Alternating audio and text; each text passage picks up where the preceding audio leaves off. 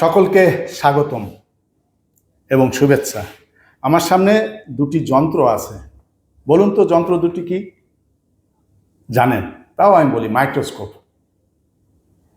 আমরা যারা মাইক্রোবায়োলজি পড়াই, বটানি পড়াই, জিওলজি পড়াই, তারা মাইক্রোস্কোপের আবিষ্কারককে জানতে চায়। চট করে উত্তর দিয়ে দেন Antony van Leeuwenhoek.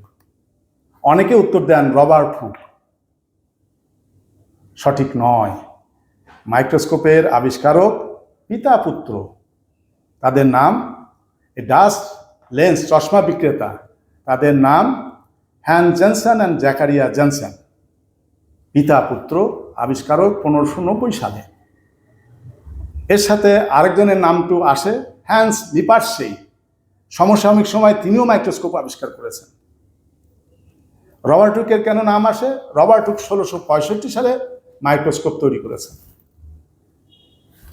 Hence Jensen, জ্যাকারিয়া Jensen এবং রবার্ট হুক দুজনেই যৌগিক বা কম্পাউন্ড মাইক্রোস্কোপ আবিষ্কার করেছেন।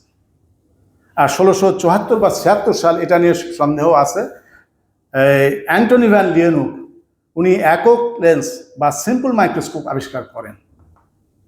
কিন্তু মজার ব্যাপার, প্রথম যে মাইক্রোস্কোপ 1590 সালে কম্পাউন্ড মাইক্রোস্কোপ আবিষ্কার হলো, তার ম্যাক্সিমাম বিবর্ধন ক্ষমতা ছিল 9 টাইমস। রবার্ট হুক, তার মাইক্রোস্কোপের বিবর্ধন ক্ষমতা 50 টাইমস বা 50 গুণ। দুটোই কম্পাউন্ড মাইক্রোস্কোপ।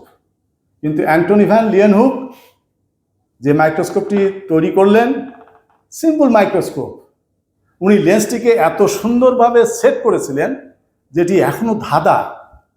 ওনার মাইক্রোস্কোপের বিবর্ধন ক্ষমতা ছিল অনেক অনেক বেশি, 70 গুণ থেকে 270 গুণ।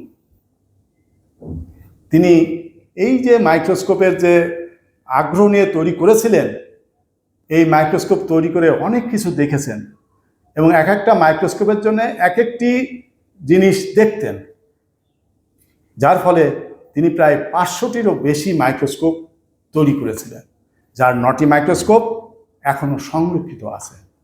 আমরা মাইক্রোস্কোপের আবিষ্কারের এই ছোট্ট ভিডিও ক্লিপটি দেখলে পরে আমাদের সব যে ভুল ধারণা যেগুলো ছিল সেগুলো স্পষ্ট হবে। সকলকে অনেক অনেক ধন্যবাদ। এর পরের দিন মাইক্রোস্কোপ নিয়ে আবার আপনাদের সামনে উপস্থিত হব।